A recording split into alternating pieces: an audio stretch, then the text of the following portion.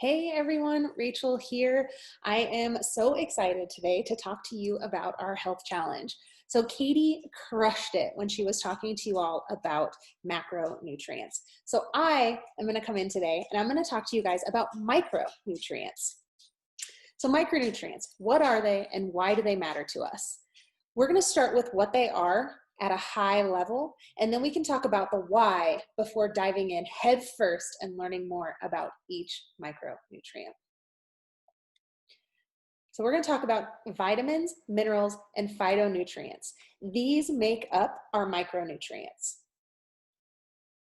So why are they important? Our body uses them for metabolic and physiological processes and body functions. So although they don't give us energy directly, they are involved in almost all biological processes and they help keep us healthy. Our body needs these in smaller amounts than macronutrients, hence the name micronutrients. They are just as important, just in smaller doses. They often work together. So they work synergistically and they need to be in balance so that we don't end up with too much or too little of one or another. We get these from whole, nutrient-dense foods. Eating a wide range or whole, less processed plant and animal foods can actually help us get abundant micros easily and naturally. Some foods in particular, think of colorful fruits and veggies, are actually treasure troves of vitamins, minerals, and other phytonutrients. Most people are actually deficient in at least one micronutrient.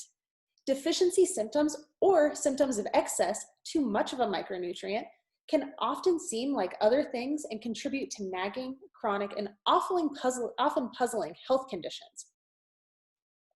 Vitamins. Let's dive in head first to vitamins. So we actually need them to live and thrive. And if you really think about it, the word vitamin comes from the Latin root vita, which means life. They help our bodies function properly.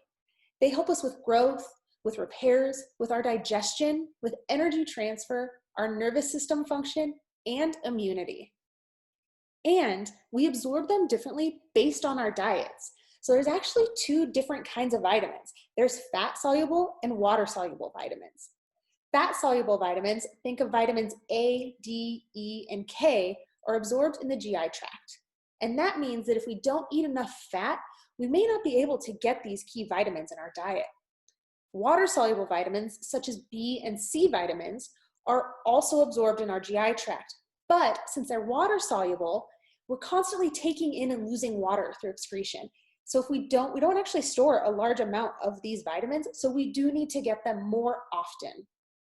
For example, we need fat to absorb fat-soluble vitamins. So adding avocado, olive oil, or nuts to a salad is a great way to do this.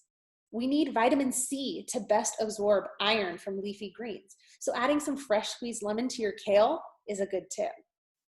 Also, grapefruits and their micronutrients, which are great in and of themselves, can actually help us better absorb calcium, zinc, and other minerals.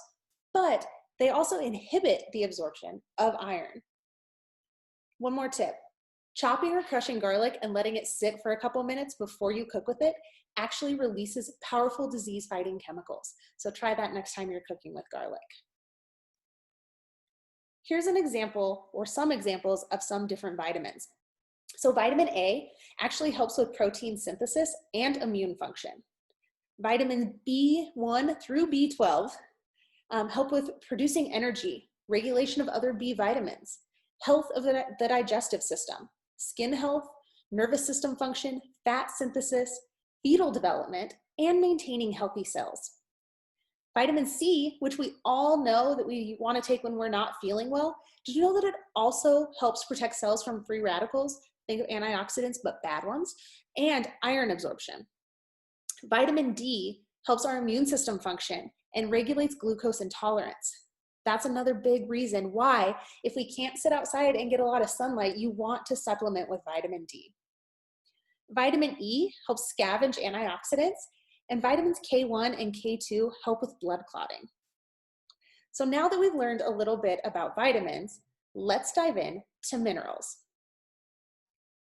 So minerals we actually get from the earth itself via soil and water. Plants absorb and use the soil and water, Then animals eat the plants, and then we eat the plants and animals. So in turn, our soil and water actually help determine the quality of our food. So they also help support biochemical processes in our body. They help build essential body structures. They're responsible for building our teeth and our bones. How important is that?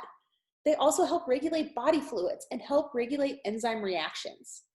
So just as important as vitamins, which are just as important as our macronutrients. They're actually in the simplest form, minerals are.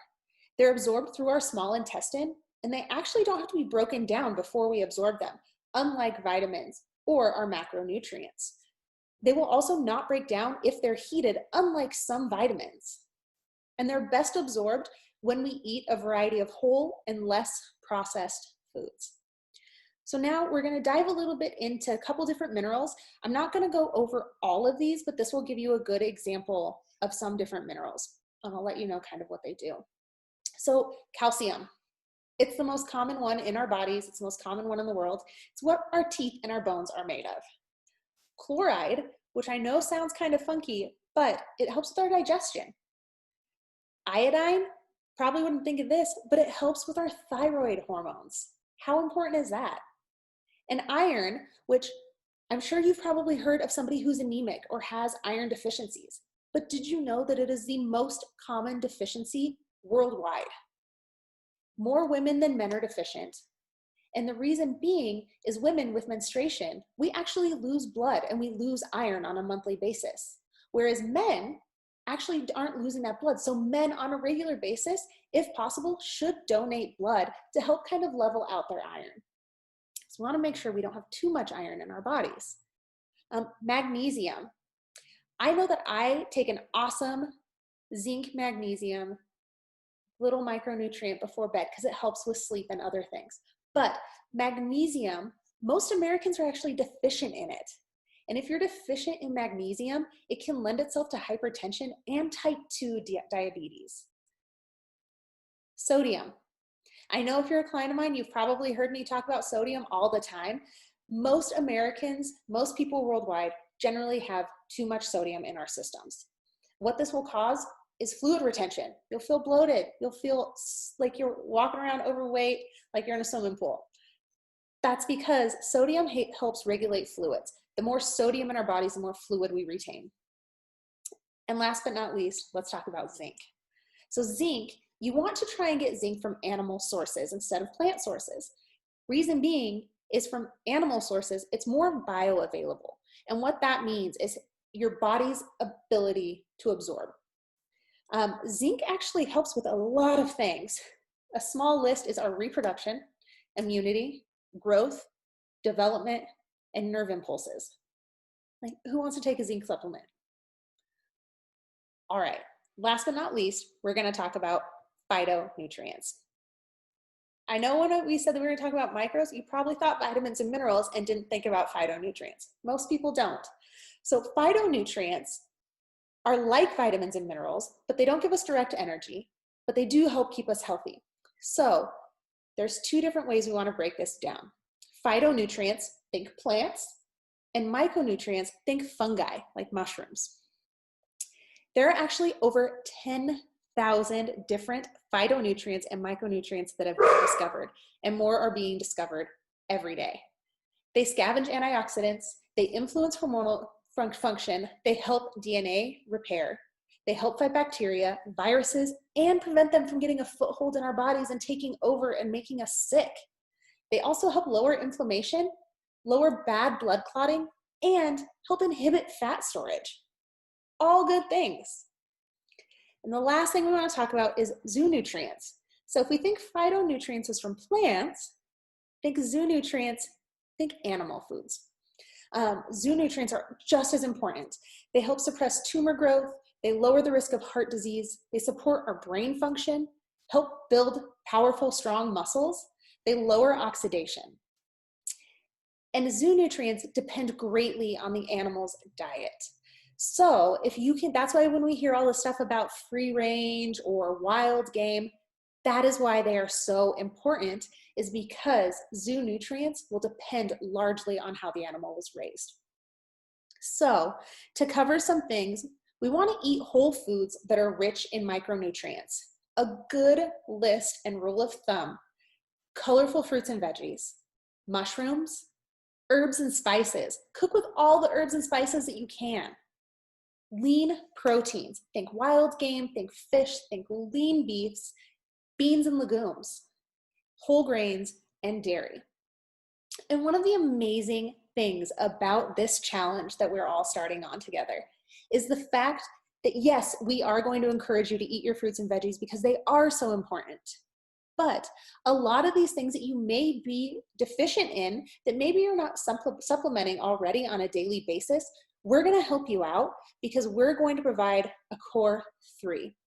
So with this challenge, you're getting QMax. Think of that as your daily multivitamin. It has a little bit of everything that you need. I actually was able to replace 7 of my daily vitamins with just QMax. How cool is that? We're also going to give you biotics. We've talked a lot about GI health and how we absorb so many of our vitamins through our GI tract. We're going to give you biotics. That way we can clean up your GI tract and you can better absorb those vitamins and minerals. We're also going to give you a line. We talked about inflammation, and a lot of this challenge has to do with movement. So a line is going to help you as a natural daily anti-inflammatory to make sure that you are moving well and you feel good for the next 30 days. I am so excited to see how you guys feel on this. And please, please, please celebrate your wins and successes and always reach out to me and Katie with any questions.